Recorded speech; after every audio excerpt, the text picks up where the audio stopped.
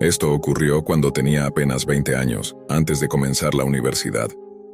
Era el otoño de 1992 y en ese entonces trabajaba en una planta de procesamiento de polímeros en el área de embalaje y distribución. Hacía turnos de noche y, para variar, era la única mujer en toda la sección. Al principio, mis colegas hombres no estaban muy convencidos de que yo pudiera con la carga. Me miraban con desconfianza, como si estuvieran esperando que fallara. Pero les demostré que no solo estaba al nivel, sino que podía ir más allá. Al final, terminé ganándome su respeto. Era un trabajo exigente, sí, pero también me hizo alcanzar la mejor forma física de mi vida.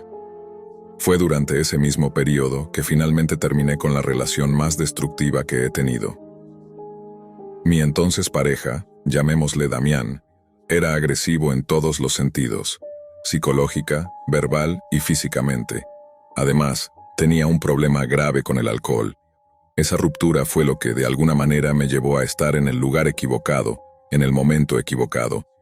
Una madrugada, saliendo del trabajo, debían ser como la 1:30 de la mañana. Mi coche, un viejo modelo carburado que tragaba gasolina como si nada, ya iba casi en reserva. Así que hice una parada en una estación de servicio que solía estar vacía a esas horas.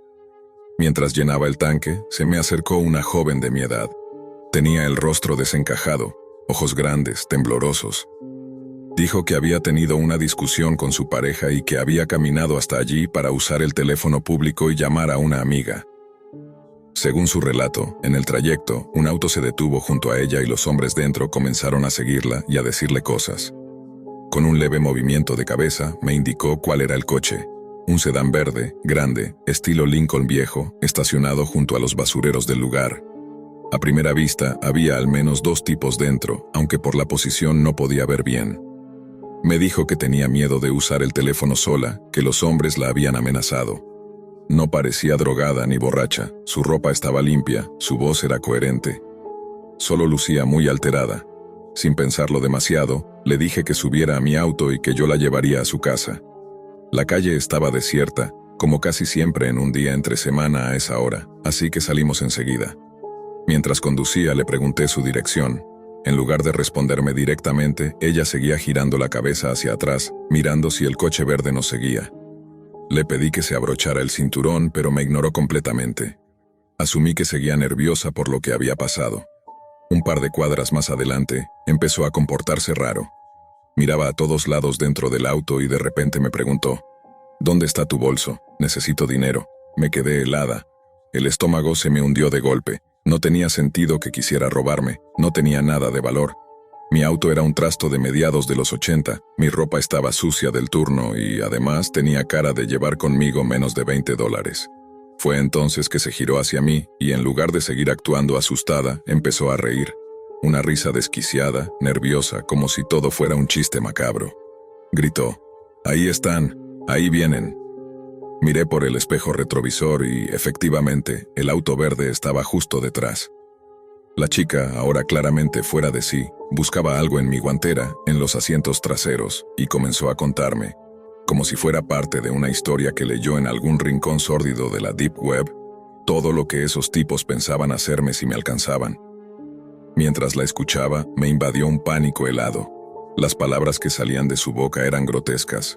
Describía sin filtros lo que esos hombres, según ella, querían hacerme. Era como si estuviera recitando algún relato enfermizo que uno encontraría en un foro retorcido de la Deep Web, donde se comparten historias que nadie en su sano juicio debería leer. Y lo peor, hablaba con una mezcla de entusiasmo y desprecio, como si disfrutara verme aterrada. Mi cerebro se activó. Sabía que había cometido un error gravísimo. En lugar de ayudar a alguien, me había metido en la boca del lobo por confiar en lo que parecía una víctima. En ese instante, 1000 cosas pasaron por mi cabeza. ¿Por qué no la dejé usar el teléfono y ya? ¿Por qué no llamé a la policía desde la estación? ¿Por qué demonios confié en ella? Pero ya era tarde para eso. Tenía que pensar rápido. Entonces, noté 3 cosas al mismo tiempo. 1. Estaba a punto de llegar a una intersección con tráfico en ambos lados y la luz estaba por cambiar a rojo. 2. En el compartimiento de la puerta del conductor tenía mi cúter de trabajo, uno de esos pesados, metálicos, que siempre llevaba para abrir cajas. Tercero, y lo más importante, la mujer aún no se había abrochado el cinturón de seguridad. No lo dudé. Pisé el acelerador con fuerza justo cuando la luz del semáforo pasaba de amarillo a rojo. Crucé la intersección a toda velocidad, y al mirar por el espejo retrovisor vi cómo el tráfico cruzado atrapaba al auto verde entre los otros vehículos. Por primera vez sentí que podía ganar algo de ventaja, pero mi acompañante no lo tomó bien. Pasó de reírse a gritarme groserías, a decirme que me detuviera, que estaba loca. Sus uñas se aferraban al tablero mientras yo seguía acelerando. Claro, lo que no se imaginaba era que yo también podía perder el control. Si pensaba que podía tenderme una trampa, arrastrarme hasta sus amigos y dejarme a merced de sus intenciones sádicas, estaba muy equivocada. Grité algo que ni siquiera recuerdo con claridad y presioné los frenos con todas mis fuerzas. El resultado fue brutal. La mujer salió disparada hacia el tablero y luego contra el parabrisas, con un golpe seco que retumbó en todo el coche. Rebotó contra el asiento como un muñeco de trapo. Fue un momento tan repentino, tan visceral, que solo pude quedarme mirando cómo se retorcía, aturdida. Sin pensarlo, solté mi cinturón de seguridad, abrí el compartimiento lateral y saqué el cúter. Se lo puse a escasos centímetros del rostro y le grité con una furia que no sabía que tenía. «Te largas, ahora mismo, o te corto la cara y te hago tragar los pedazos». No recuerdo exactamente qué dije. Todo salió como una descarga de rabia y miedo mezclados. Mis manos temblaban pero no dudaban. El filo del cúter estaba tan cerca de su piel que podía oler el metal oxidado. Ella cambió en segundos. Ya no era la que controlaba la situación, ahora estaba asustada, gimiendo, tratando de encontrar la manija de la puerta a tientas. Aún aturdida por el golpe, logró abrirla, pero no se movía con suficiente rapidez, así que empecé a empujarla con fuerza, con golpes desesperados hasta que cayó fuera del coche, rodando hacia la acera. Sabía que los del coche verde no podían estar lejos. Apenas ella cayó a la acera, pisé el acelerador con la puerta del copiloto aún abierta. El coche rechinó con fuerza mientras giraba en la primera esquina que encontré. Di un par de vueltas más por calles secundarias, sin mirar atrás, rezando para que el auto verde no hubiera logrado seguirme. El corazón me retumbaba en el pecho como un tambor de guerra. Solo después de 3 o 4 giros me atreví a detenerme un momento para cerrar la maldita puerta que seguía abierta. La cerré de un portazo y sin respirar, retomé el camino. Crucé la ciudad de lado a lado hasta tomar la autopista. A esa hora la carretera estaba casi vacía, pero mis ojos iban constantemente del frente al retrovisor, convencida de que en cualquier momento ese auto color vómito metálico aparecería detrás de mí, como una pesadilla salida de algún rincón maldito de la Deep Web. No podía evitar imaginar que esa mujer no era solo una oportunista. Empecé a pensar que todo el encuentro había sido algo mucho más oscuro, algo planificado. No era solo una emboscada improvisada. Era algo que parecía sacado de los foros más retorcidos que había leído alguna vez por morbo en la universidad. Sitios donde gente real, o eso decían, compartía historias de secuestros simulados, de engaños tramados con precisión para entregar a las víctimas como mercancía. Y esa palabra me golpeó como una bofetada. Mercancía. Así me habían visto. No como una persona, no como una mujer que salía de trabajar de madrugada con las manos llenas de callos y el alma apenas reparándose de una relación destructiva. Me habían cazado como a un objeto. Estuve 10 minutos sobre el asfalto, a alta velocidad, sin saber si llorar o gritar. Cuando el temblor se volvió incontrolable, frené al costado de la autopista. Apagué el coche. Respiré, pero no funcionaba. Todo mi cuerpo estaba al borde del colapso. La adrenalina era tanta que sentía que mis músculos podían romperse desde adentro. Cuando por fin reuní el valor para volver al volante, conduje directo a casa. Llegué al departamento donde vivía temporalmente con mi hermana, todavía sacudida. Apenas crucé la puerta, me derrumbé. Ella se levantó de inmediato, me vio temblando, con las manos sucias de sangre seca, no sabía si era de ella o mía, y los ojos desencajados. Me envolvió en un abrazo tan fuerte que me hizo sentir, por fin, segura. Pero mientras lo hacía, también empezó a gritarme entre lágrimas. Me reprochó todo. Que cómo se me ocurría recoger a una desconocida a esa hora, que si me quería morir, que si no había aprendido nada del infierno del que acababa de salir con mi ex. Y tenía razón. Pero en ese momento solo necesitaba que me abrazaran y me creyeran. Pasaron los días y no supe nada más de aquella mujer ni del auto verde. No vi noticias al respecto, ni apareció nada en los periódicos locales. No sé si la policía llegó a involucrarse.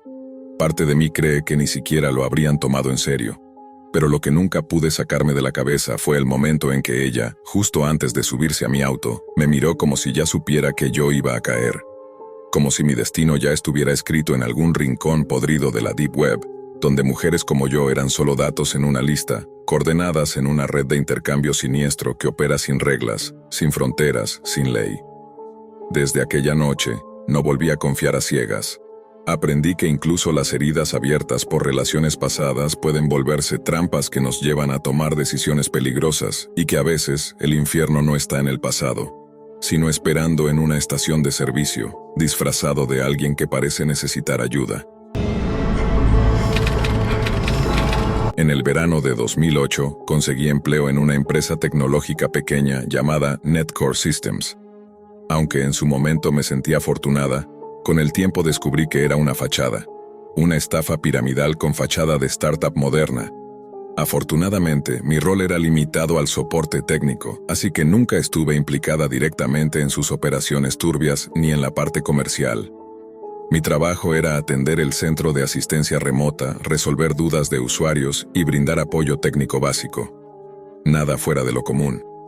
A los 2 meses de haber ingresado, decidí aceptar el turno nocturno. Jornadas de 10 horas, de miércoles a sábado, de 1 a la medianoche, con 1 hora para almorzar.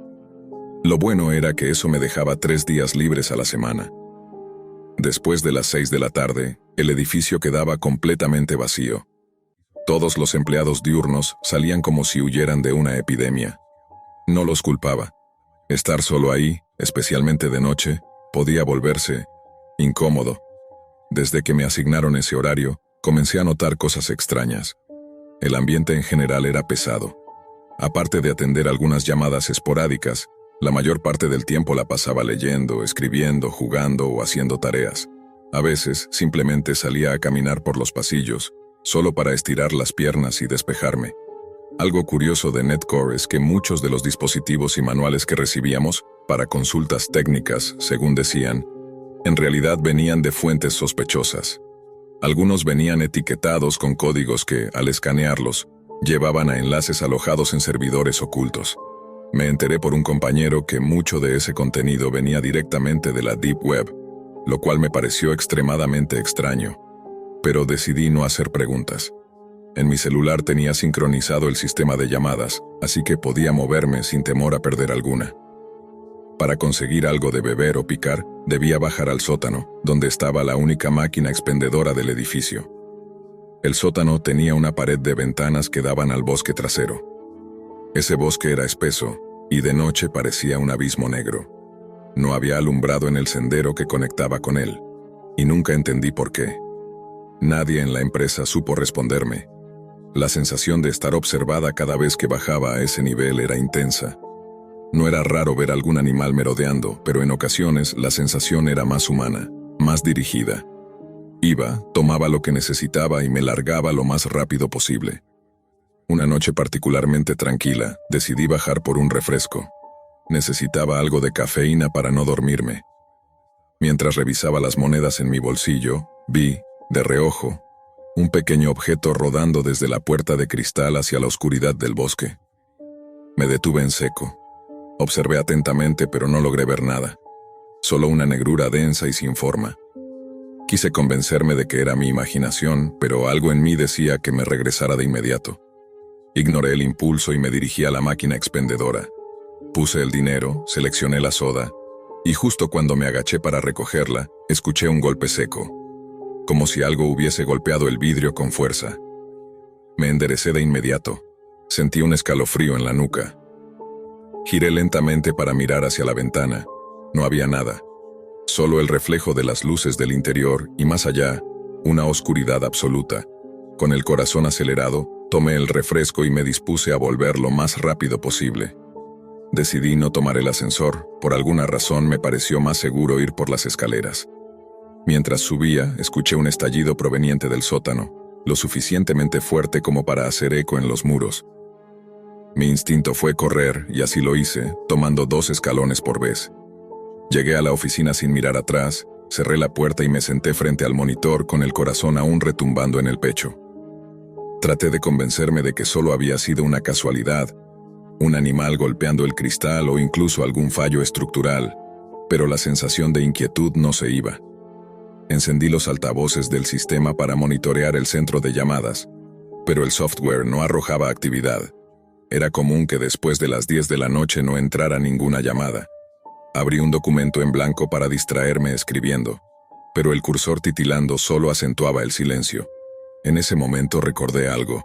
Días antes, un compañero llamado Álvaro me había hablado de una carpeta oculta en el servidor interno de Netcore, a la que solo se podía acceder mediante una ruta directa. Me lo había contado con cierto aire conspiranoico, riendo entre dientes, como si no supiera si era real o simplemente una leyenda urbana de oficina. Según Álvaro, esa carpeta no tenía nombre ni permisos oficiales.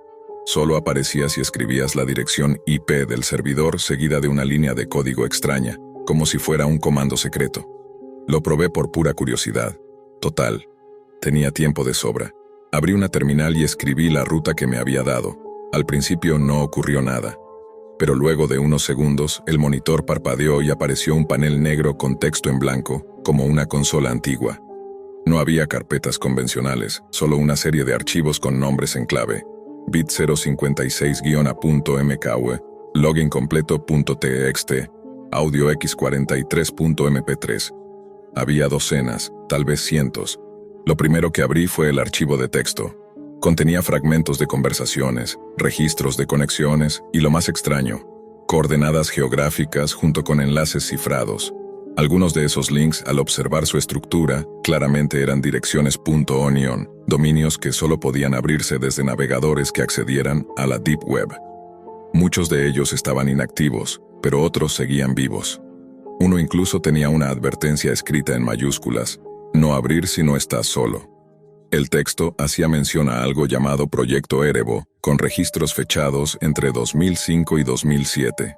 Supuestamente se trataba de una investigación interna sobre patrones de comportamiento en usuarios de foros ocultos, algunos de los cuales estaban vinculados a contenido ilegal.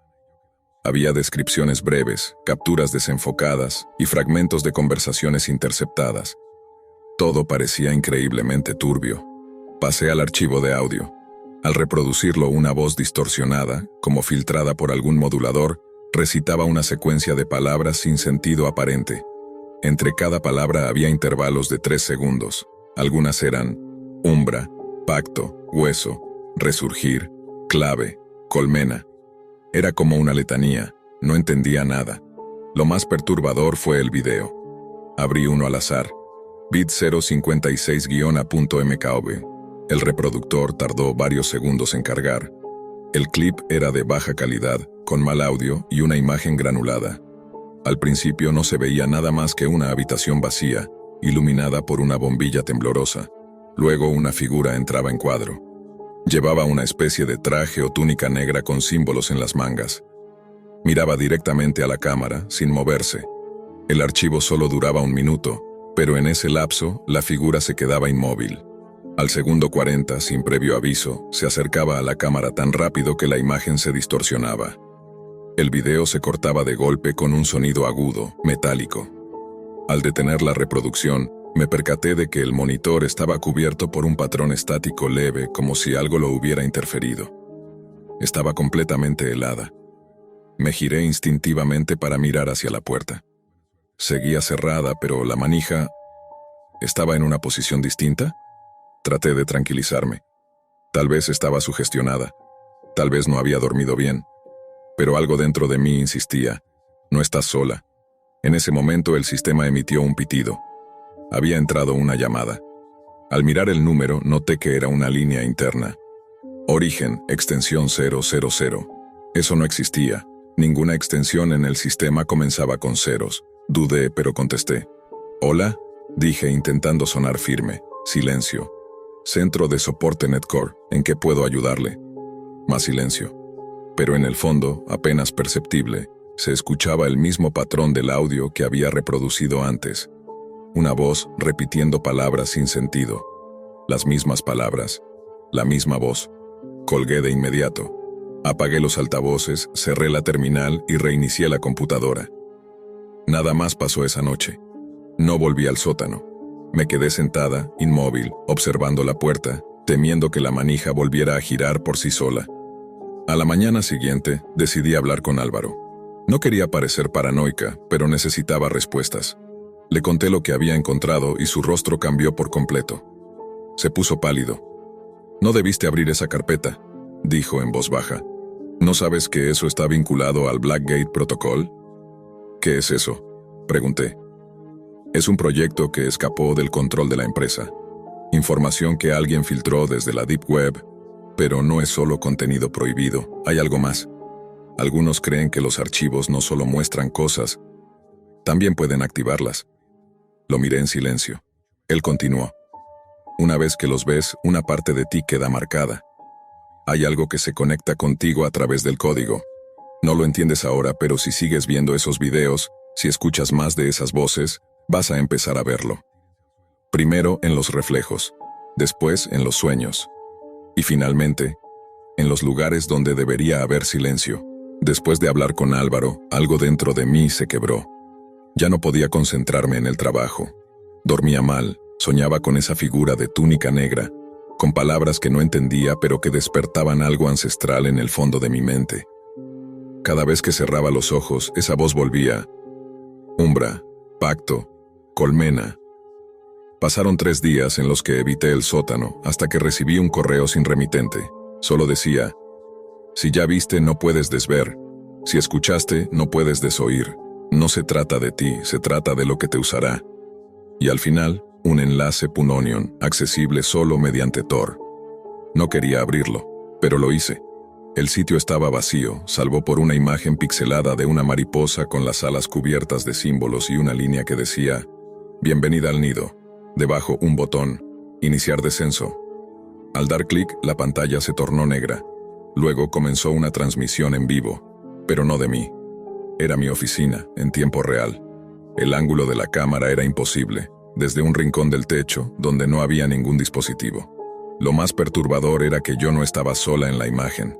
Detrás de mí, apenas perceptible, se dibujaba la silueta oscura de alguien, o algo. Me giré, con el corazón en la boca. No había nadie. Pero al volver a ver la pantalla, la figura había avanzado un paso hacia donde yo estaba. Apagué el monitor de golpe. Esa noche tomé la decisión de dejar el trabajo. No podía seguir así. Pero antes de renunciar, tenía que intentar entender qué demonios había pasado.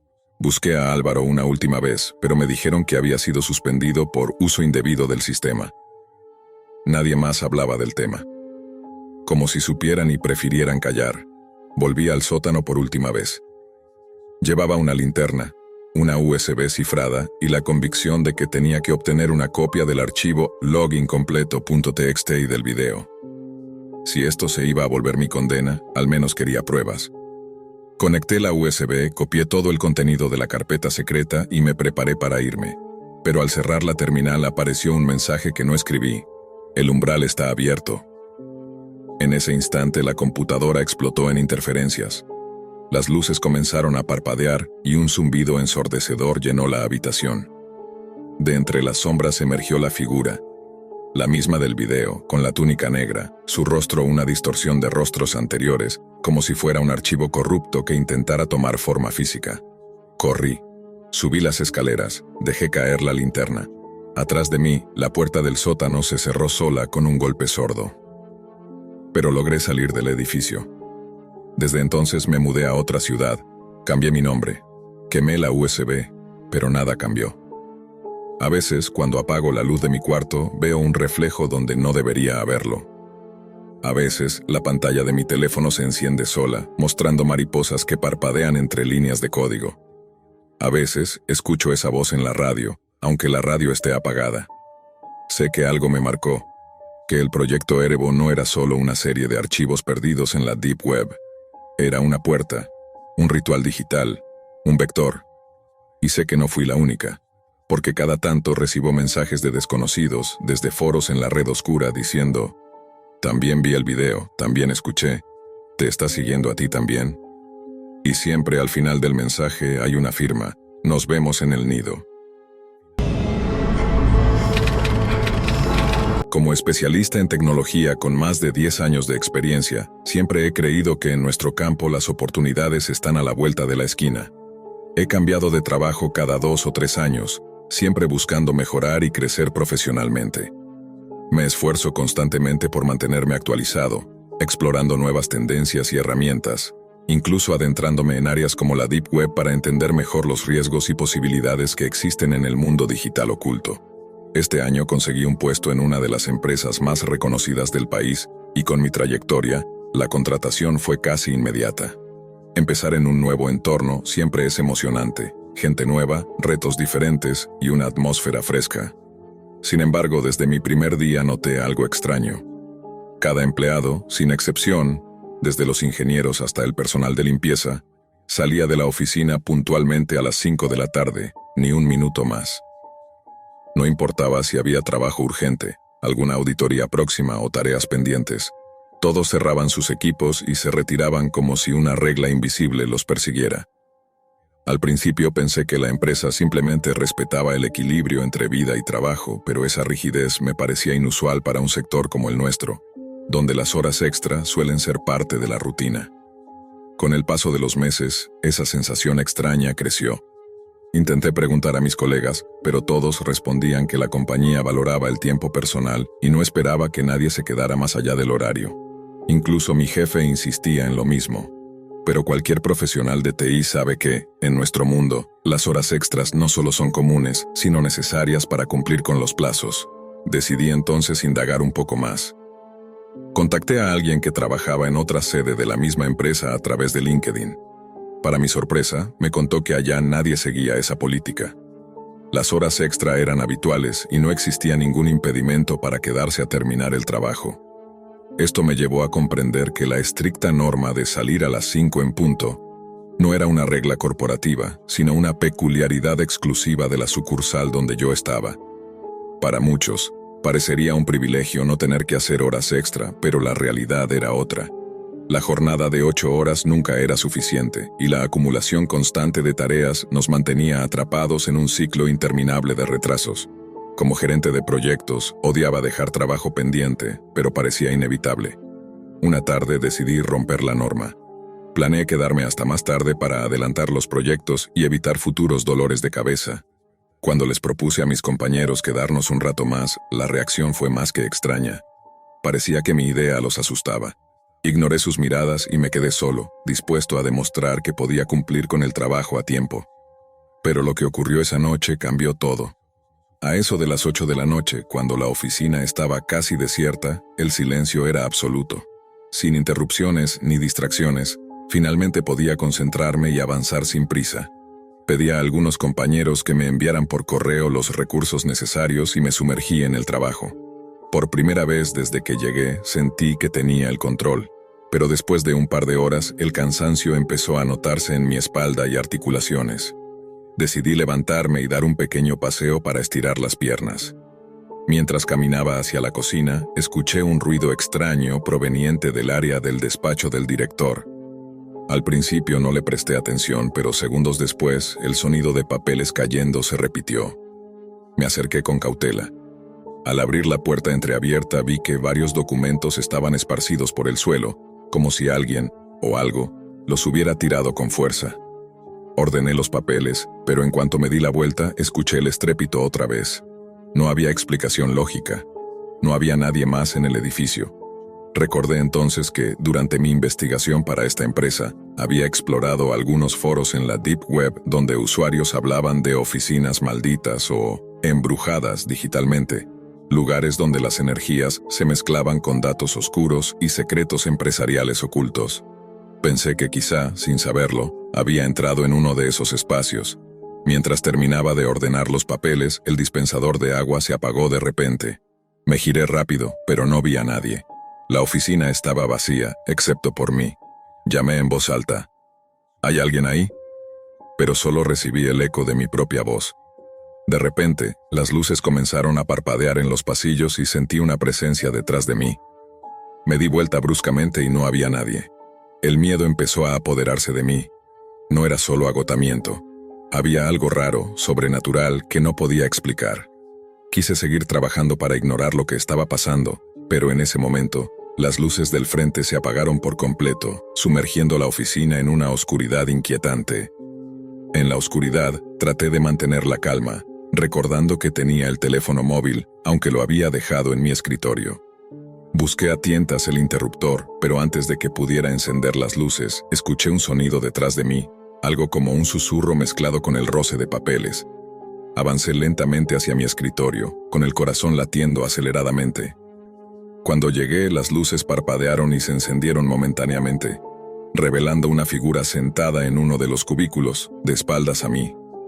El cabello oscuro y la postura me resultaron extrañamente familiares, pero una sensación de terror creció en mi pecho. Me acerqué con cautela y, con la mano temblorosa, toqué el hombro de aquella persona. Al girarse, vi un rostro que parecía el mío, pero distorsionado, los ojos vacíos, como si alguien los hubiera arrancado, y la boca cosida con hilo negro. Era una imagen sacada de las peores pesadillas. El miedo me paralizó. Retrocedí sin poder articular palabra, tropezando con las sillas y casi cayendo al suelo. La figura permanecía inmóvil, observándome con una mirada vacía y penetrante, como si fuera un reflejo oscuro salido directamente de la Deep Web. Un mundo oculto donde los datos y las sombras se mezclan en un juego peligroso. Finalmente, logré escapar por la puerta trasera, corriendo sin mirar atrás. Cuando llegué a casa, mi esposa estaba preocupada porque no había llevado ni mi maletín ni mi teléfono, pero no pude contarle lo que me había sucedido. Estaba demasiado perturbado para hablar. Pasaron los días y en la oficina todos parecían guardar un silencio cómplice, como si supieran algo que yo no podía contar. Nadie mencionaba las horas extras ni los sucesos extraños, y yo decidí seguir la corriente, evitando hablar del tema. Empecé a salir puntualmente a las 5 en punto, igual que los demás, aunque me costara dejar trabajo pendiente. Un año después, llegó una nueva empleada llena de entusiasmo. Como yo antes, quiso quedarse más tiempo para avanzar en los proyectos. Pero cuando habló de hacer horas extras, la atmósfera cambió. Vi en sus ojos ese mismo miedo contenido que había sentido yo, y supe que algo oscuro rondaba aquella sucursal. Lo que nadie decía era que esa oficina no solo estaba marcada por una extraña política laboral. En algún rincón oculto de la red interna, accesible solo desde ciertos terminales, había una puerta a la Deep Web, donde circulaban secretos que nadie debía conocer, archivos que podían corromper la mente y las almas. La leyenda entre los empleados era que quien intentara ir más allá del horario, tratara de descubrir o cuestionar esos secretos digitales, terminaba enfrentándose a su propio reflejo, una versión oscura y mutilada que los condenaba a desaparecer de la vida diaria. Así que ahora sé que no es solo una cuestión de horarios o eficiencia, es una advertencia, una barrera entre el mundo visible y ese abismo invisible de datos y sombras que acecha en la Deep Web. Y, aunque nunca lo reconozcan, todos los que trabajan allí están atrapados en ese equilibrio frágil, donde el reloj marca más que el tiempo. Marca la frontera entre lo real y lo oscuro. Me llamo Laura y trabajo como camarera en un bar de la ciudad. Llevo casi 3 años en este trabajo y aunque normalmente disfruto mucho la rutina, tuve una experiencia que me cambió la vida para siempre. Esto ocurrió hace aproximadamente un año. Normalmente trabajo hasta muy tarde, casi hasta las 2 o 3 de la madrugada. Una noche, mientras atendía la barra, noté que un hombre caminaba por la acera frente al bar. Se detuvo y comenzó a observarme fijamente a través del gran ventanal. Lo que me llamó la atención de inmediato fue que llevaba unas gafas de sol oscuras, a pesar de ser de noche, y un sombrero que cubría su rostro. Aunque al principio intenté ignorarlo, no podía sacarme esa imagen de la cabeza. El hombre permaneció allí varios minutos, observándome sin decir palabra, sin intentar entrar. Luego desapareció, pero regresó varias veces esa noche, y cada vez que lo veía, sentía que algo no estaba bien. Pasaron los días y la sensación de ser vigilada no me abandonó. Empecé a tomar precauciones, incluso cambié mis rutas a casa y pedí a algunos compañeros que me acompañaran. Sin embargo, una noche, mientras caminaba por un callejón que solía cruzar, lo vi parado al fondo, observándome como siempre, con esas gafas tan extrañas que cubrían casi toda su cara. Lo más inquietante fue cuando descubrí que este extraño hombre parecía saber dónde vivía. Una noche, mientras me preparaba para dormir, lo vi parado en la acera frente a mi ventana, mirándome fijamente, como si supiera exactamente cuál era mi apartamento. Me sentí aterrada y paranoica. Conté todo a mis amigos, pero nadie podía identificar a ese hombre. Cuando la situación empeoró y el hombre comenzó a intentar entrar a mi casa, llamé a la policía. Pero para mi sorpresa, ellos no encontraron a nadie dentro y sugirieron que quizás estaba sufriendo algún tipo de crisis mental. Fue entonces cuando me di cuenta que tal vez no todo era real. Investigando en la Deep Web, descubrí que muchas personas experimentan episodios similares y que podrían estar relacionados con trastornos psicológicos severos.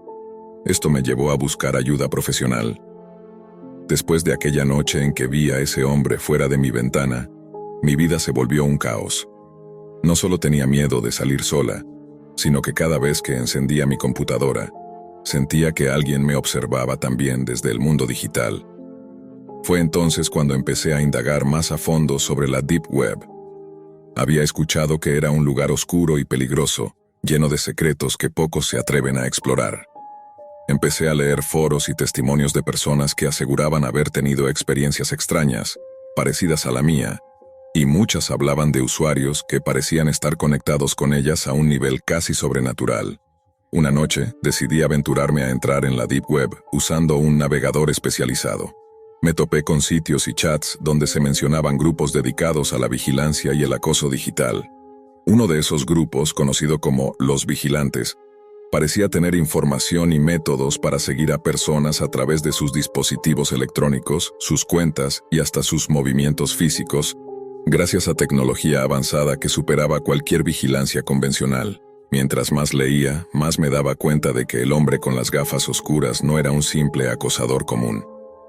Él era alguien conectado a esta red oculta, alguien que utilizaba recursos y herramientas que yo ni siquiera sabía que existían. Sentí escalofríos al pensar que podía estar en una lista, una de esas listas negras de la Deep Web, personas marcadas para ser vigiladas o acosadas. Comencé a cambiar todas mis contraseñas, a usar VPNs, a apagar el Wi-Fi cuando no lo necesitaba, pero nada parecía suficiente. Lo extraño era que este hombre aparecía en lugares donde yo creía que no podía estar, como si tuviera acceso a información que nadie más tenía. En una ocasión, mientras revisaba un foro de la Deep Web, encontré una conversación donde alguien describía exactamente lo que yo estaba viviendo. Esa persona decía que había logrado detener a sus perseguidores gracias a la ayuda de un hacker ético que logró rastrear a los acosadores dentro de esa red oculta. Entonces tomé la decisión de buscar ayuda profesional en el mundo digital. Contacté a una experta en seguridad informática llamada Valeria, quien me advirtió sobre los peligros de interactuar con ese tipo de redes, pero se comprometió a ayudarme a proteger mis datos y a intentar rastrear quién estaba detrás de todo esto. Valeria comenzó a trabajar desde la sombra, analizando mi computadora y dispositivos, intentando encontrar pistas. Poco a poco, fuimos descubriendo rastros digitales que apuntaban a una red organizada de acoso y vigilancia, con conexiones que llegaban a varios países. Mientras tanto, el acoso físico no cesaba.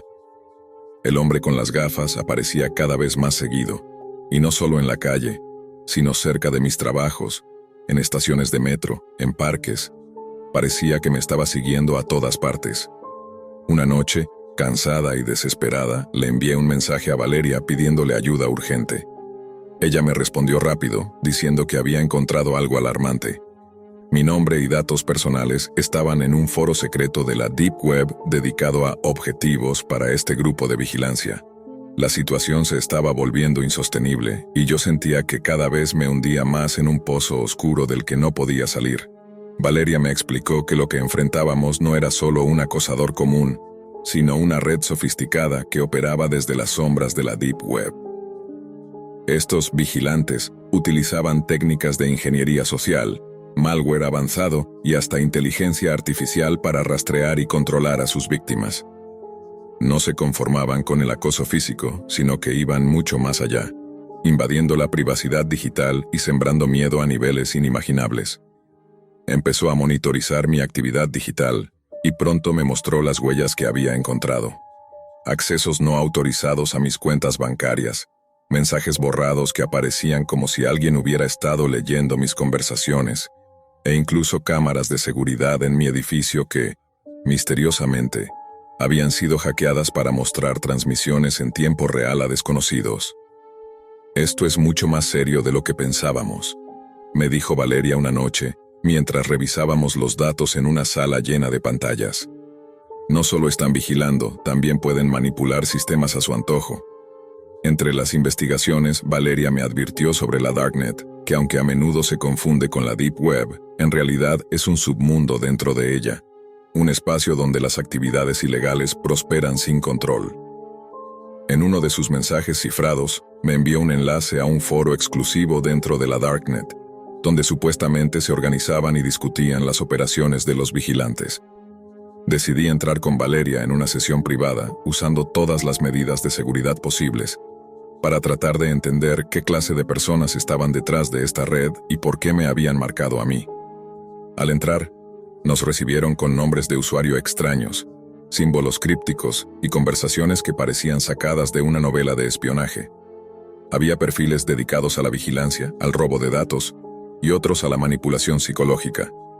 Una sección entera estaba dedicada a objetivos, donde aparecían listas interminables de nombres, ubicaciones y descripciones breves de víctimas. Mi nombre estaba allí, destacado en rojo, con anotaciones que hablaban de seguimiento intensivo y objetivo de alto riesgo. Un escalofrío recorrió mi espalda al leer esas palabras. De repente, alguien me envió un mensaje privado. El texto era simple, pero contundente. «Sabemos que estás aquí. Deja de buscar o sufrirás las consecuencias». No respondí. Valeria me dijo que ese mensaje era una señal clara de que habíamos llamado la atención de un grupo extremadamente peligroso. Conforme pasaban los días, el acoso se intensificó.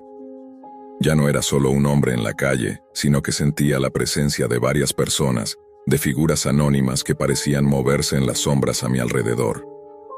Mis dispositivos a veces mostraban interferencias extrañas, y una noche al revisar la cámara de seguridad de mi casa, capté una silueta que desapareció antes de que pudiera hacer zoom. La paranoia comenzó a apoderarse de mí, y aunque Valeria me ayudaba a blindar mis sistemas, no podía protegerme del mundo físico. Una madrugada escuché un ruido fuerte en la puerta de mi apartamento.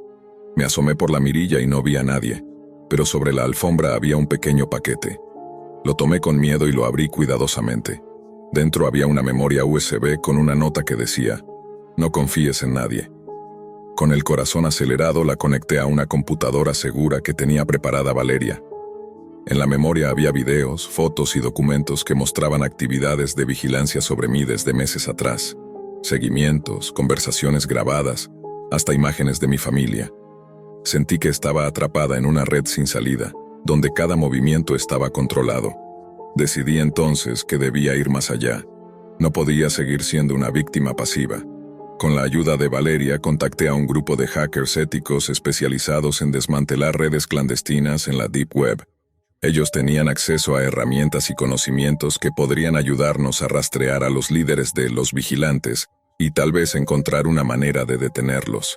Sin embargo, mientras preparábamos la ofensiva digital, el acoso escaló a un nivel que nunca imaginé. Una noche, mientras dormía, alguien logró entrar a mi apartamento. No robaron nada, solo dejaron una marca. Un símbolo extraño pintado en la pared, una especie de runa que Valeria identificó como un código usado dentro de la Deep Web para marcar a sus objetivos. Ahora, además de proteger mi vida, tenía que descifrar el significado oculto detrás de esa marca, porque sabía que era solo el comienzo de algo mucho más grande. Desde aquel día con la marca en la pared, mi vida se volvió un laberinto del que parecía imposible salir. Valeria y yo pasábamos horas descifrando la simbología, buscando patrones en los datos que habíamos recolectado. Esa runa, que empezamos a llamar el signo, No solo era una amenaza, sino una especie de firma digital utilizada por los vigilantes para enviar mensajes codificados a sus propios miembros. Es una especie de código QR antiguo, me explicó Valeria. Los agentes usan símbolos como este para comunicar estados, ubicaciones o advertencias, pero nadie fuera del grupo puede interpretarlo, a menos que sepamos cómo funcionan sus algoritmos de cifrado. La complejidad técnica era brutal. La red de los vigilantes se había infiltrado en sistemas gubernamentales, empresas de telecomunicaciones y hasta en las redes privadas de seguridad. Cada intento nuestro de rastrear sus movimientos en la Deep Web terminaba en callejones sin salida o en trampas digitales que casi nos hicieron perder valiosa información. Una noche, después de una maratón de hacking ético junto a Valeria y el grupo de especialistas, apareció un mensaje encriptado en uno de los foros ocultos de la Deep Web. Era un desafío directo para nosotros. Decía: si quieres conocer la verdad, sigue el rastro de la sombra. Pero cuidado, porque la sombra no solo observa, también devora. Con ayuda de los hackers, comenzamos a investigar esa sombra. Era un alias usado por un supuesto informante que aseguraba tener pruebas sobre los verdaderos jefes detrás de la red de vigilancia. Durante semanas rastreamos mensajes, analizamos metadatos y cruzamos información. Cada pista nos llevó más profundo en la Deep Web, un territorio peligroso donde la información era la moneda más valiosa y la mentira el arma más común. Mientras tanto, en el mundo real, el acoso se tornaba más violento. Mis amigos notaban que ya no salía de noche y que respondía con nerviosismo cualquier llamada desconocida. La tensión en mi familia también crecía, pues sospechaban que algo grave me estaba ocurriendo, aunque yo no podía contarles todo por miedo a ponerlos en peligro. Valeria se convirtió en mi roca, mi aliada inseparable. Ella había vivido antes algo similar. Su hermana mayor había sido víctima de un grupo similar en la Deep Web y nunca se logró esclarecer qué pasó con ella. Esto es personal, me dijo una noche mirando fijamente las pantallas con los códigos. No podemos dejar que nos ganen. Si no paramos a los vigilantes, serán ellos quienes controlen todo, incluso nuestras vidas. Fue entonces cuando decidimos hacer algo arriesgado: contactar directamente a la sombra. Usamos un canal de comunicación cifrado a través de una red de nodos anónimos, intentando evitar ser detectados.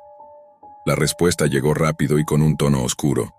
Si quieren respuestas, deben ir al núcleo. Allí se encuentra la verdad que buscan, pero pocos regresan para contarla. El núcleo era un lugar que nadie parecía poder identificar con certeza, pero sabíamos que no era un espacio físico común. Era un servidor ultra seguro en la Deep Web, protegido por capas de cifrado y trampas digitales diseñadas para eliminar intrusos. Organizamos un plan para infiltrarnos digitalmente en ese núcleo, con la esperanza de encontrar pruebas que nos permitieran desmantelar la red desde adentro.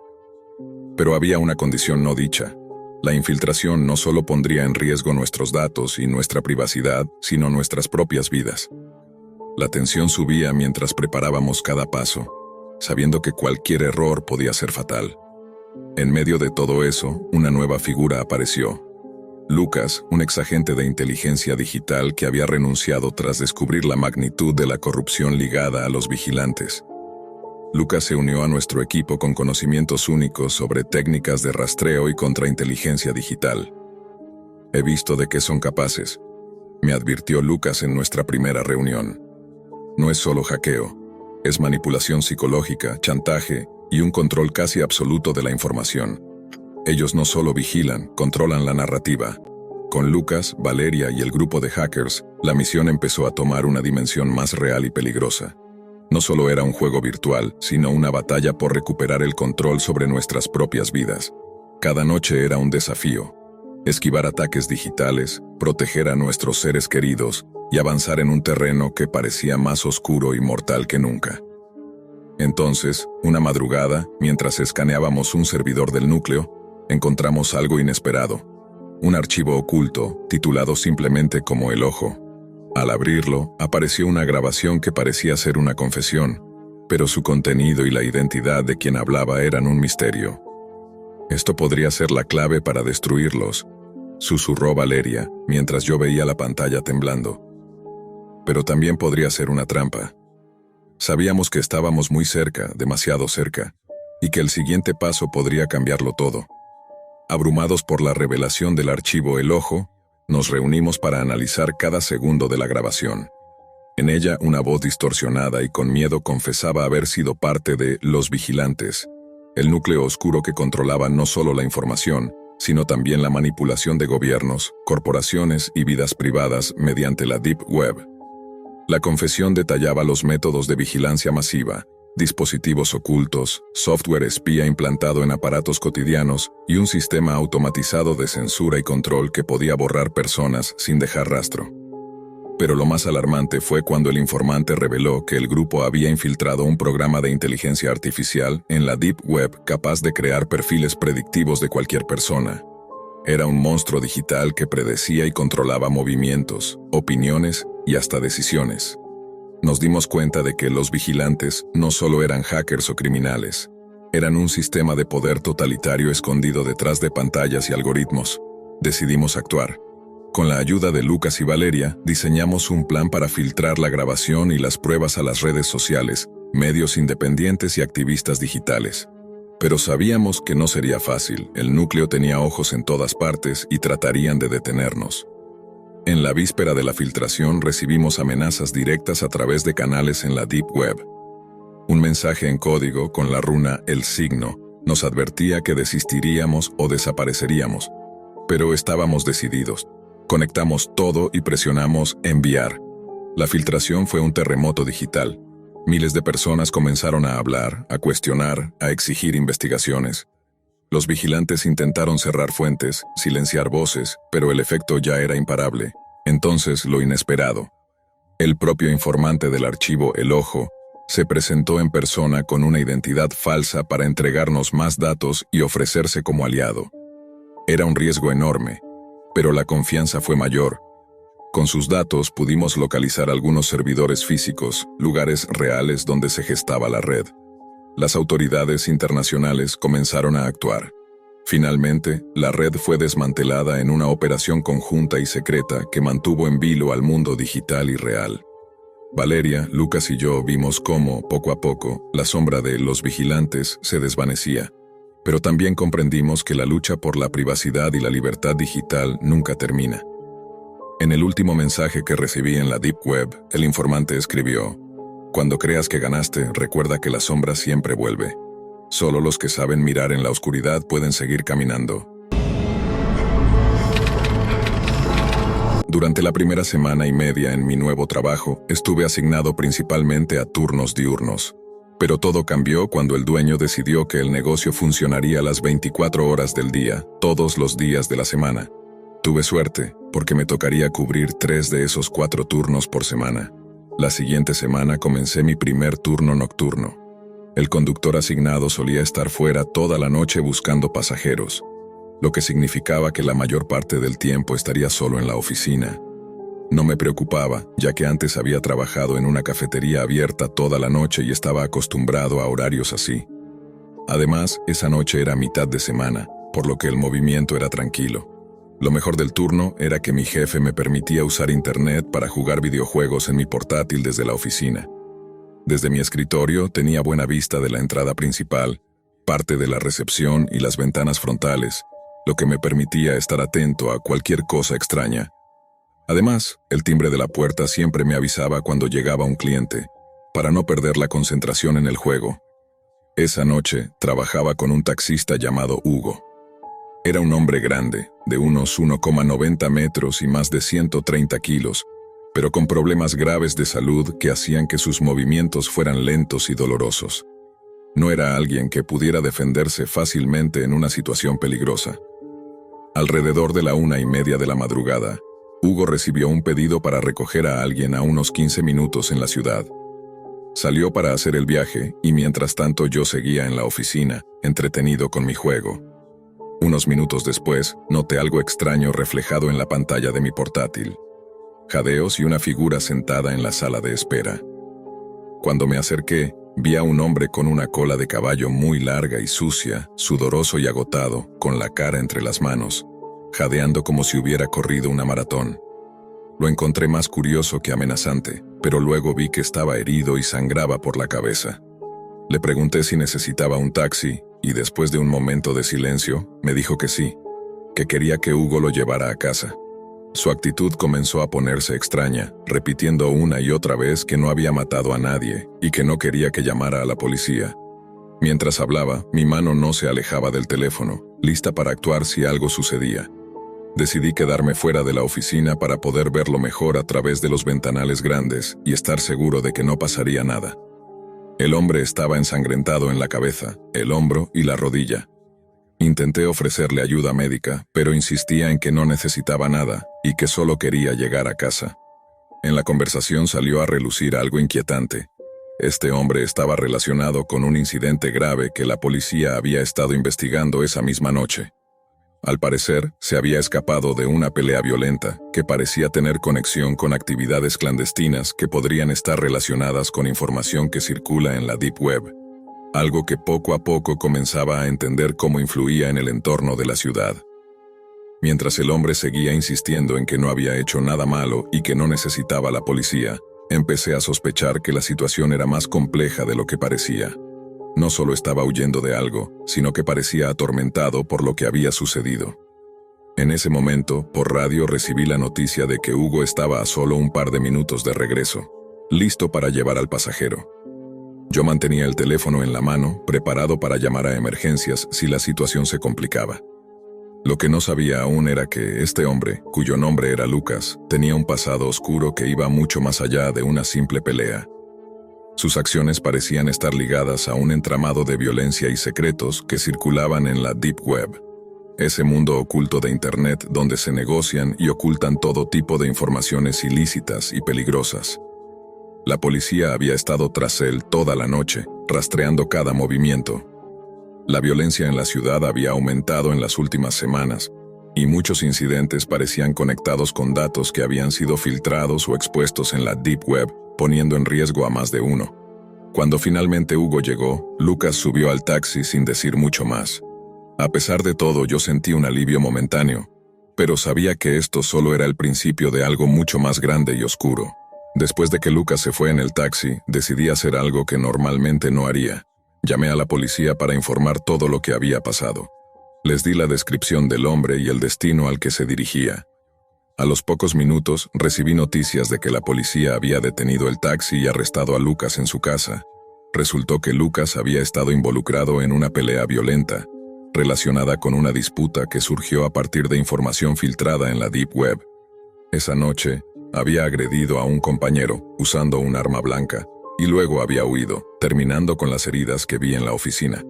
La historia se volvió aún más inquietante cuando supe que Lucas formaba parte de una pandilla que operaba usando la Deep Web para coordinar sus actividades, esconder pruebas y realizar transacciones ilegales. La violencia y la inseguridad en la ciudad estaban siendo alimentadas por este mundo oculto y digital, que nadie veía pero que todos sentían. Aunque Lucas terminó tras las rejas, la sensación de que la Deep Web estaba cambiando el juego de la criminalidad me quedó marcada para siempre. Volví a la oficina esa noche, sabiendo que mi trabajo ya no sería solo de taxis y videojuegos, sino también de estar atento a lo que sucedía en ese lado oscuro y virtual que influía en la realidad.